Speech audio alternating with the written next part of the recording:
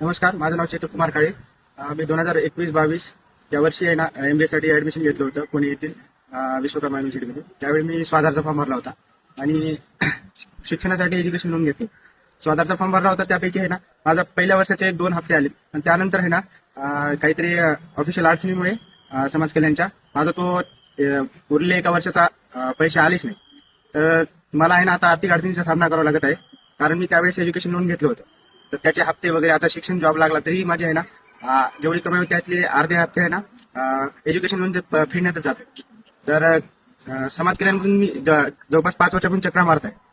Form होईल, submit होईल, तुमचे पैसे येतील, पैसे येतील असंच म्हणून मला आहे ना आज उद्या करत आहेत. मी सगळ्या फॉर्मची डॉक्युमेंटची पूर्तता केलेली आहे, तरी यांनी मला कोणत्याही प्रकारचं आहे ना काय म्हणतात ते हे नाही दिली, शाश्वती नाही दिली.